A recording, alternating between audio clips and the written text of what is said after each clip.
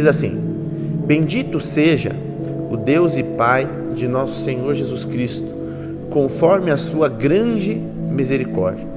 Ele nos regenerou para uma esperança viva por meio da ressurreição de Jesus Cristo dentre os mortos, para uma herança que jamais poderá perecer, macular-se ou perder o seu valor. Herança guardada nos céus para vocês que, mediante a fé, são protegidos pelo poder de Deus até chegar à salvação prestes a ser revelada no último tempo. Nisso vocês exultam, se alegram, ainda que agora, por um pouco de tempo, devam ser entristecidos por todo tipo de provação. Assim acontece para que fique comprovado que a fé que vocês têm muito mais valiosa é do que o ouro que perece, mesmo que refinado pelo fogo. É genuína e resultará em louvor, glória e honra quando Jesus Cristo for revelado. Mesmo não o tendo visto, vocês o amam e, apesar de não o verem agora, creem nele e exultam com alegria indizível e gloriosa, pois vocês estão alcançando o alvo da sua fé, que é a salvação das suas almas. Salvação das suas almas. Os primeiros versos diz assim: glorificamos e bendizemos a Deus, o nosso Pai, porque Ele nos separou, nos salvou, nos encontrou e nos separou para Ele em Cristo Jesus. Então, primeiro ponto que nós vemos nesse texto aqui é que a nossa alegria, o motivo da nossa alegria, ele é baseado, ele é sustentado, ele é amparado pela nossa fé em Jesus. Você percebe então aqui o apóstolo Pedro nos dizendo que nós temos uma alegria sólida, uma alegria firme, uma alegria que não é circunstancial, que não é influenciável, porque a nossa alegria, ela é resultado da nossa esperança. Em quem? Em Jesus. A nossa esperança é resultado da nossa fé. Em quem? Em Jesus. Então, a base da nossa alegria não são as coisas que vemos, as coisas que construímos. Eu gosto muito de um louvor dos Arrais, que ele diz: eu deixo para trás todas as casas que eu construí longe de ti. Está dizendo: Senhor, tudo que eu pude fazer com as minhas próprias mãos, sem propósito e longe do Senhor, agora não tem mais valor para mim, agora não importa mais. Agora a base da minha alegria, a base da minha esperança, a sustentação da minha fé é Cristo Jesus.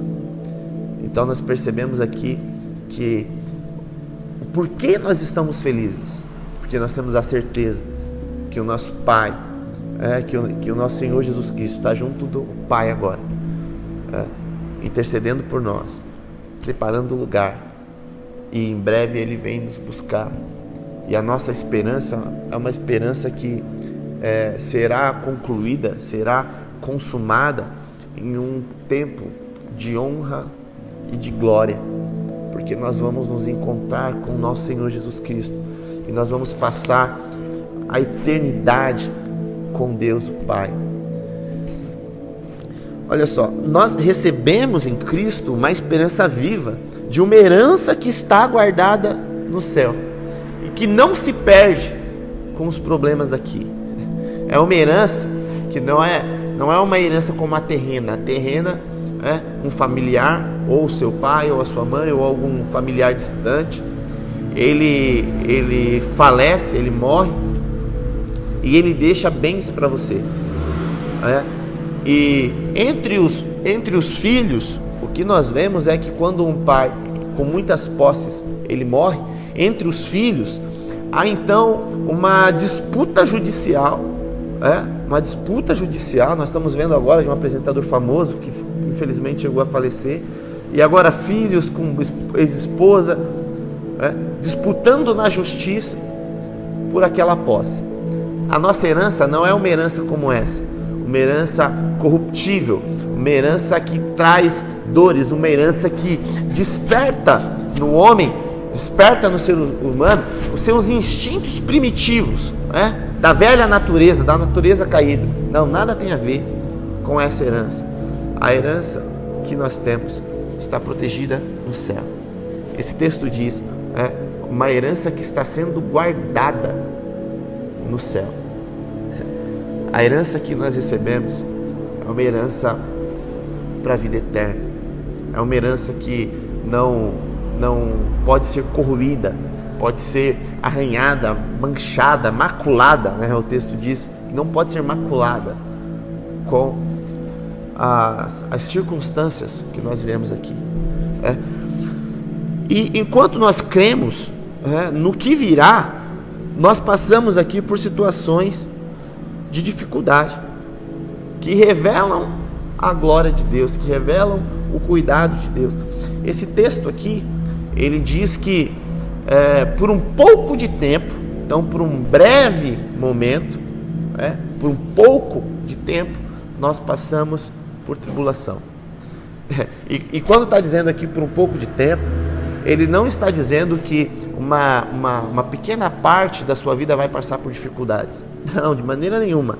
Jesus deixou claro: no mundo tereis aflições.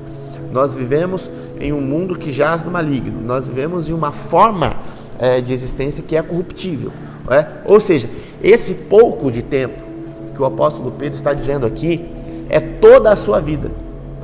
Toda a sua vida. Então, durante toda a sua vida, você vai passar, vai estar suscetível por passar por momentos de provação, por momentos de dificuldade.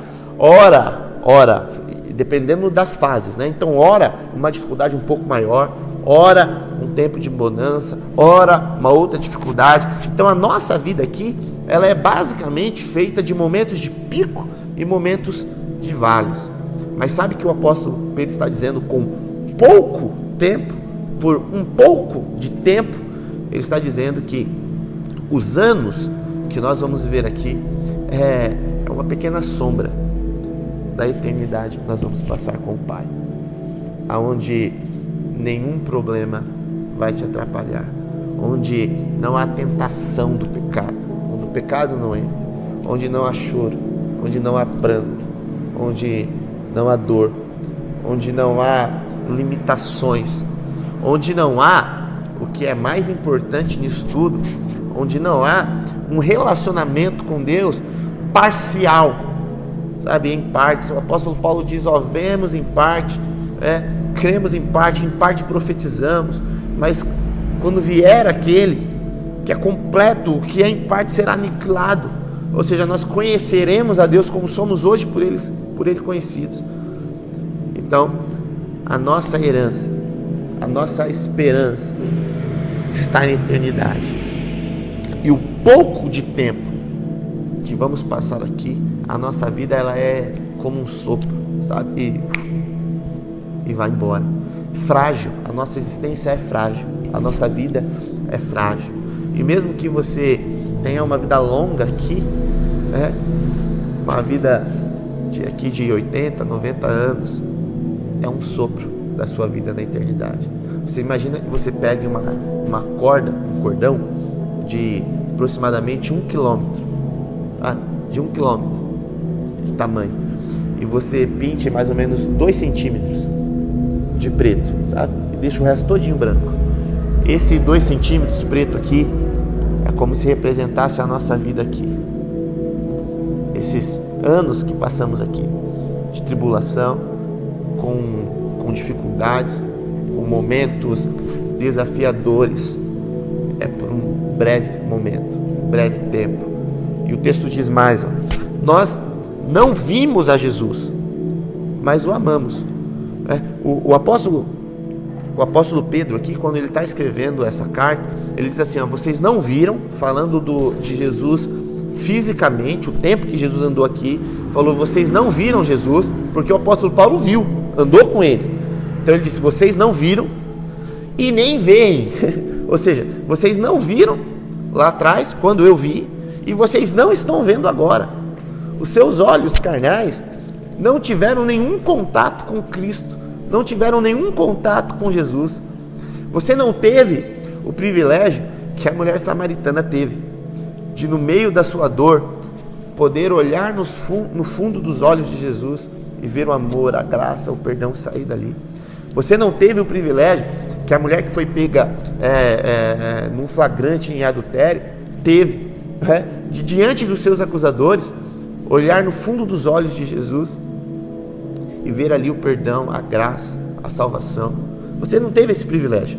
E o apóstolo Pedro está dizendo aqui, nem teve e nem tem, não está vendo agora.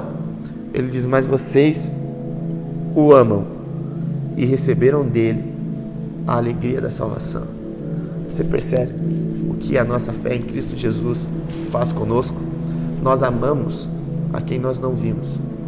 Nós sentimos saudade de um lugar que nós ainda não fomos, mas nós recebemos dele a alegria da nossa salvação, a alegria do perdão, a alegria da redenção, a alegria da regeneração, a alegria de, como diz o apóstolo Paulo, agora podermos nos achegar à presença de Deus, ao trono da graça, confiantes que somos aceitos por Ele. Nós cantamos aqui que tudo tem a ver com Ele, nada a ver conosco. Então você olha para você enxerga as suas misérias, você enxerga os seus medos, você enxerga os seus fracassos, você enxerga a sua maldade, você enxerga a sua fraqueza. Mas quando você se achega à presença de Deus, você faz isso, você o faz com confiança, porque diante dele as nossas fraquezas elas são aniquiladas. As dificuldades que passamos aqui perdem a força. Diante dele nós nos sentimos resgatados, nos sentimos acompanhados, nos sentimos amados, nos sentimos aceitos, nos sentimos compreendidos pela nossa fé em Cristo Jesus. E eu quero falar com você sobre 3 pontos que são importantes para nós diante desse texto que lemos. Primeiro, é que a nossa herança, a herança que recebemos no céu, está em Cristo. Olha só, a alegria então do nosso coração não é mais baseada no que vemos aqui. A nossa esperança não tem mais como ser frustrada por dificuldades aqui. Por quê? Porque a nossa herança não está aqui, não pertencemos mais aqui. Jesus orando por nós, ele disse: Pai, eu não peço que os tire do mundo, mas que os livre do mal, e que eles sejam um, para que o mundo saiba que o Senhor me enviaste. Ou seja, nesse texto Jesus está dizendo: Pai, eu não estou pedindo para o Senhor que agora, neste momento agora, os tire de vez do mundo. Eles precisarão habitar aqui, mas os livre do mal. Significa que a nossa herança, a nossa esperança não é aqui. O mal que está aqui, nós estamos libertos dele. E Jesus disse: onde está o seu tesouro, está o seu coração. O nosso tesouro está no céu. O nosso coração está junto do Pai. A nossa esperança, a nossa alegria está lá. E os breves momentos de dificuldades, de provações que passamos aqui, eles nos moldam e nos revelam o quanto Deus nos ama, o quanto Deus cuida de nós, o quanto, mesmo não sendo merecedores, somos alcançados pela graça de Deus.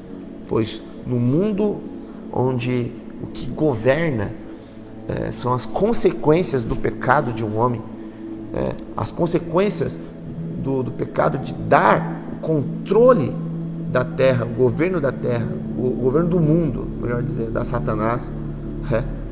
Nesse mundo nós somos libertos do mal. E colocamos a nossa esperança, a nossa confiança em algo que é maior do que este mundo. Você entende então que as dificuldades que passamos agora produzem um peso de glória para nós na eternidade. As dificuldades que passamos agora não são para produzir em nós amargura, não são para nos fazer desistir, não são para causar em nós frustrações, muito pelo contrário, são para nos aperfeiçoar para algo que Deus tem para fazer aqui e para a eternidade que vamos passar com Ele lá. Portanto, se você está vivendo neste momento, sabe, além dessa pressão que todos nós estamos, né? Estamos todos no mesmo barco, mas se você está na sua vida pessoal, na sua família, no seu trabalho, na sua vida financeira, em algum âmbito, em algum aspecto, alguma área da sua vida, passando por um momento de provação, de dificuldade, saiba que você tem um Consolador, você tem em Deus um apoio, você tem em Deus uma esperança, e que essa dificuldade que você passa agora, ela te molda para algo que Deus tem para fazer na sua vida aqui, e a sua eternidade será livre de tudo isso, né? A sua existência com o Pai será livre de tudo isso. Então, o primeiro ponto é: a nossa esperança, ela supera as nossas adversidades.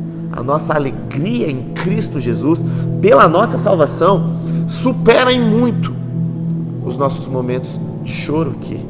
É por isso que a Bíblia diz: o choro dura a noite, mas quando o dia amanhece, a alegria do Senhor toma conta. O choro dura um momento de pressão, mas quando amanhece, vem a paz que excede o entendimento. Vem o Espírito Santo de dentro de você, como um selo de garantia, como uma fonte jorrando para a vida eterna, dizendo: ei, você é filho de Deus, a sua eternidade é com o Pai. Sabe, para pessoas que tiveram muitos problemas no passado, a Bíblia diz que não há condenação para quem está em Cristo Jesus. Mas você vê o inimigo das nossas almas, Satanás, e você vê as próprias pessoas, né, influenciadas por Satanás, jogando um peso de erros do passado nas pessoas, tentando jogar isso em você. Satanás te lembrando do seu passado. Aí você levanta a cabeça e olha para o seu futuro. Sabe qual vai ser o futuro de Satanás? No lago de fogo e enxofre para a eternidade. Sabe qual vai ser o seu futuro? Baseado nesse texto aqui. Uma vez salvo em Cristo Jesus, uma vez depositada a sua fé única e exclusivamente em Cristo Jesus como o seu único e suficiente, exclusivo Salvador, sem precisar de nenhum apoio, de nenhum outro intermediário. O caminho para Deus é Cristo.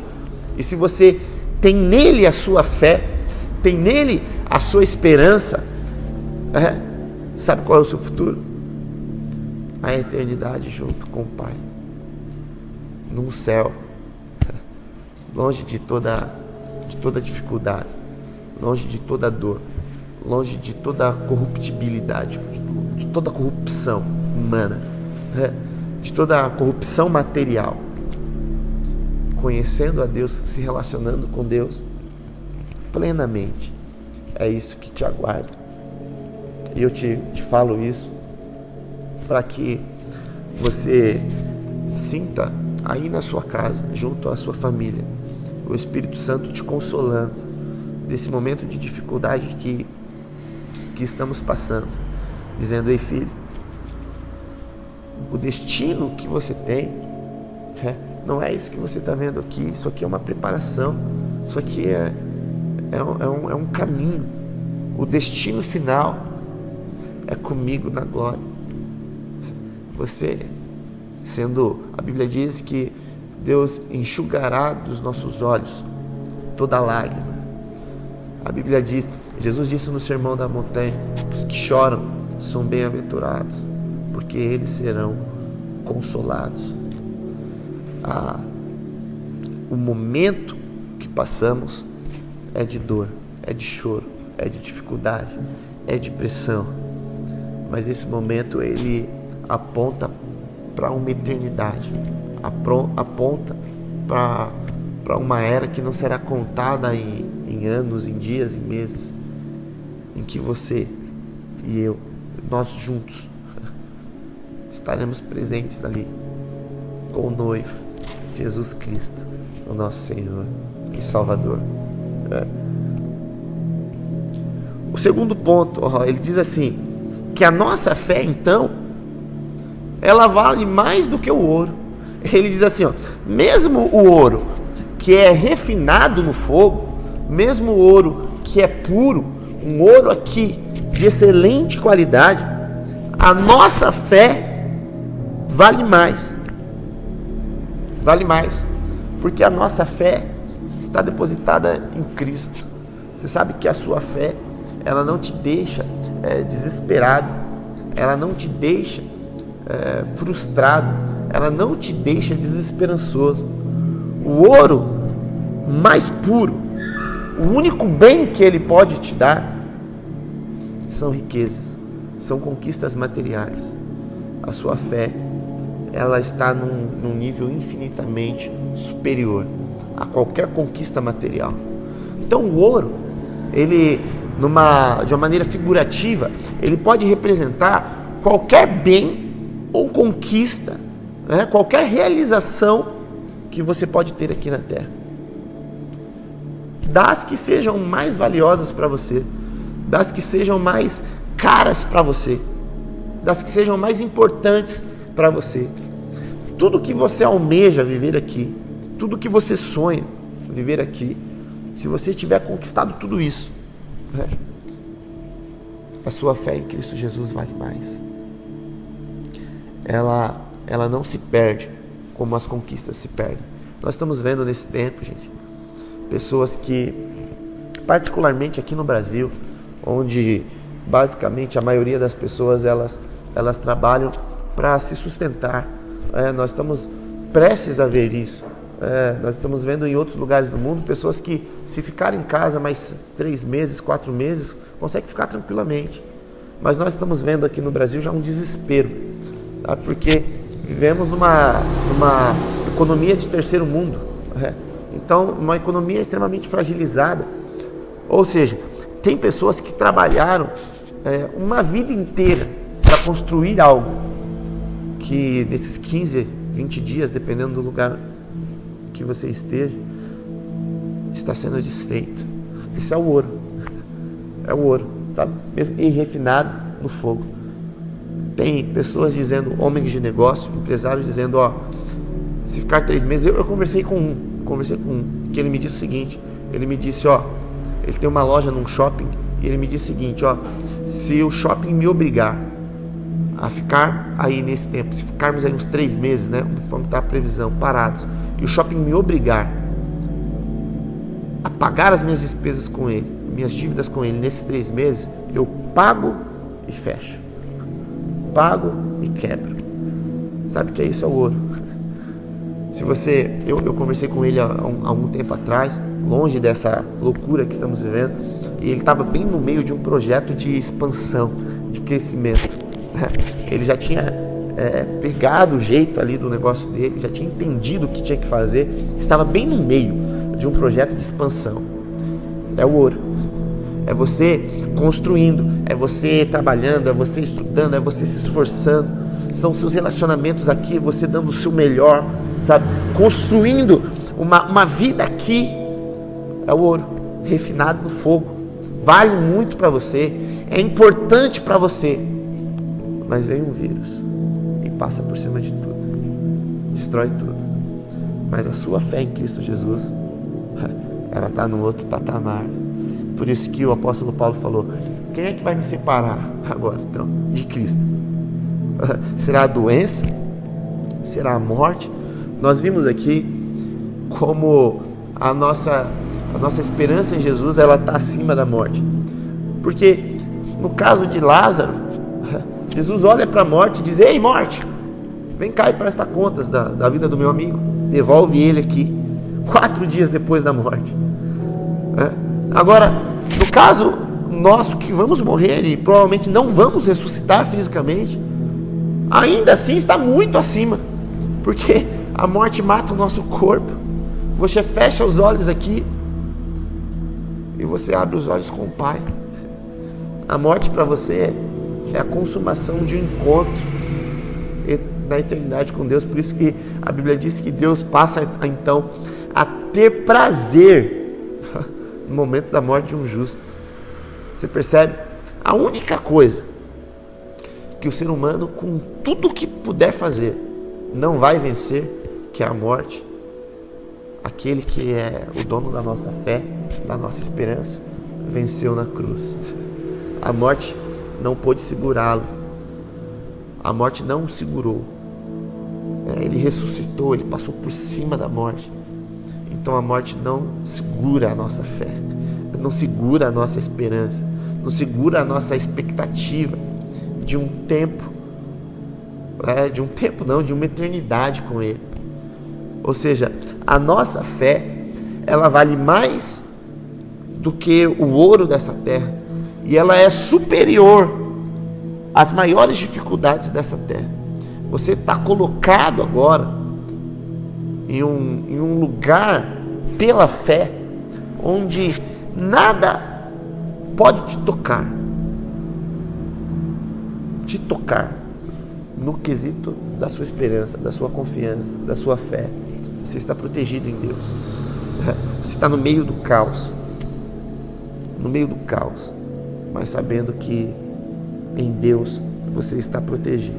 E quando este tempo passar, quando esse breve momento que vivemos aqui passar, estaremos na eternidade com o nosso Pai. Por último, eu quero falar um pouco com você sobre essa questão. Nós não o vimos, nós não o vemos agora, mas nós o amamos. Nós depositamos a nossa fé. Você sabe o que acontece? O que você vê, o que eu vejo, tem a tendência de nos trair. Você sabe que o que nós vemos não diz mais respeito à realidade. Quer ver um exemplo? Você olha agora e o que você vê? Você vê as pessoas com medo. Você vê os lugares vazios, né, onde estão obedecendo a quarentena. Em muitos lugares não estão obedecendo, então você vê gente ainda.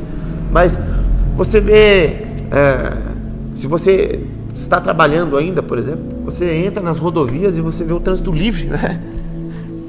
É o que você vê. Um tempo que representa um caos. A pessoa, se a sua fé está no que você vê? Mas nós amamos aquele que nós não vemos. Nós cremos naquele que nós não vemos. Nós esperamos naquele que nós não vemos. Agora, por causa da sua fé em Jesus, você vive confiando em algo que você não vê. Você olha e você vê dor, você vê o que eu chamo de platô, sabe? Você olha e você vê a mesmice, parece que nada muda, você não vê perspectiva de melhorar, e aí você abre os seus olhos da fé, você olha enxergando algo que não existe, a sua esperança já está em alguém que você não viu, e agora você acredita que o que você não viu já é realidade na sua vida, e em breve vai se consumar, em breve vai acontecer, e você vai ver a sua realidade mudando. Com isso eu quero dizer que o momento difícil que você está vivendo agora, ele diz para você botar a sua esperança, a sua fé no momento seguinte, no momento após, quando o Senhor entrar na sua causa, quando o Senhor pelejar a seu favor, quando o Senhor te restaurar, quando o Senhor te curar. É lá que os seus olhos têm que estar. Você está padecendo agora, mas está com os olhos lá na cura. Você está em dificuldade agora, mas você está com os olhos lá num futuro melhor, num futuro próspero que o Senhor tem para você. Nós vivemos pelo que não vemos. E eu quero concluir, quero encerrar, dizendo que nós temos em Deus uma esperança bem guardada. Olha só o que esse verso diz, ó. Deixa eu encontrar aqui. Olha só. Diz assim: mediante a sua fé, você é protegido pelo poder de Deus até chegar à salvação, o momento prestes a ser revelado no último tempo. Você sabe que o poder de Deus garante, sustenta a autoridade da palavra dele. Quando ele diz que algo vai acontecer, vai acontecer, porque ele tem poder para realizar o que ele fala. O poder sustenta a sua autoridade. E ele diz: quando eu ajo, quem é que impede? Quem é que se coloca no caminho? Imagina Deus dizendo assim: o que eu posso tentar fazer que alguém possa bloquear, impedir, atrapalhar? O quê? E é este poder que ele tem. O texto está dizendo assim, ó: mediante a sua fé, o poder de Deus te sustenta até que chegue o momento da sua salvação. Aqui, essa salvação não é o momento em que você aceita Jesus, está dizendo do final dos tempos, né? No momento onde essa salvação será consumada de uma vez por todas. Você vai viver na eternidade com Deus. Está dizendo aqui o texto, então, que é Ele quem te sustenta, no poder dEle.